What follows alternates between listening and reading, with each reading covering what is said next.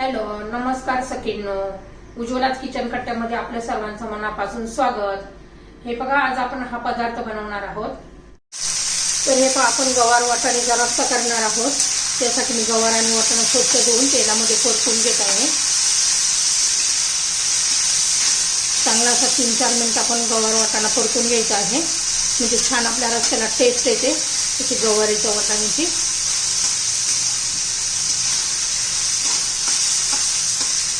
पहिले थोडं मध्ये हे करून घ्यायचे. त्याच्यामध्ये जिरं मोहरी छान असं परतून घ्यायचे.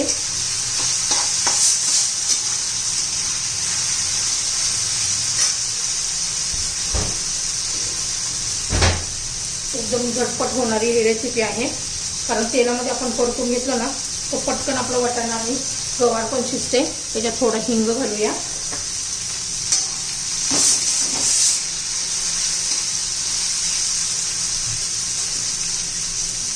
आता त्यामध्ये आपण मसाले घालून घेऊया. हा कांदा लसूण मसाला आहे, हा माझा होममेड मसाला आहे. थोडीशी हळद, सर्व गवारी बरोबर परतून घेऊया. वाटाणा गवार एकत्र रस्सा केला ना खूप छान टेस्ट येते.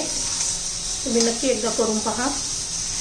बघा, हे 4-5 मिनिटं झालेले आहे सर्व परतून. तर त्यामध्ये आपण पाणी घालणार आहोत.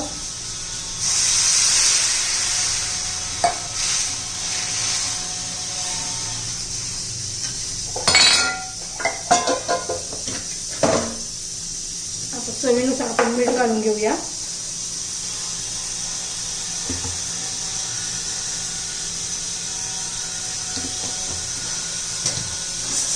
याला चांगलं शिजू द्यायचे, उकळी येऊ द्यायची.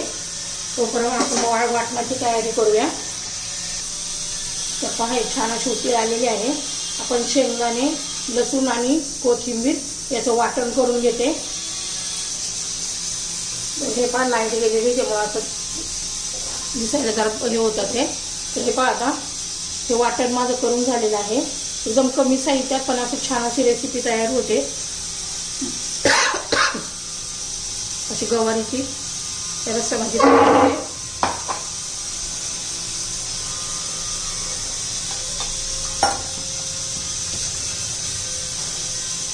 आता भाकरी बरोबर खाणार आहे, त्यामुळे थोडं जास्तीचा रस्सा घालते मी.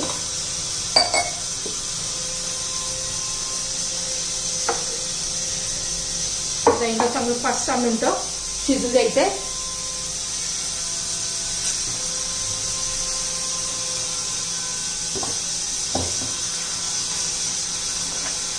भाकरी बरोबर, चपाती बरोबर, एकदम भाता बरोबर मस्त असा हा रस्सा लागतो. तर तुम्ही नक्की एकदा करून पहा, तुम्हाला खूप आवडेल. तर हे पहा, छान अशी उकळी यायला लागलेली आहे. आता आपण त्याला 7-8 मिनिटं चांगलं शिजून देऊया.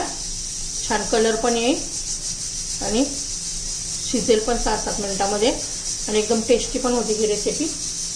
तर शिजून देऊया. तर हे पहा, छान अशी आपली गवार वाटाण्याची भाजी झालेली आहे. मस्त अशी शिजलेली आहे. हे पहा, एकदम मस्त असं शिजलेलं आहे. आणि तुम्हाला जर गवारी वाटाण्याची रस्सा भाजी आवडली तर लाईक, शेअर आणि सबस्क्राईब नक्की करा. सबस्क्राईब केलं म्हणजे तुम्हाला माझ्या रेसिपीच्या नवनवीन व्हिडिओ रोजच्या रोज पाहायला मिळतील. तर आपली ही गवारी वाटाण्याची रस्सा भाजी तयार. भाकरी बरोबर, चपाती बरोबर, भाता बरोबर तुम्ही खाऊ शकता. आपली ही रेसिपी तयार.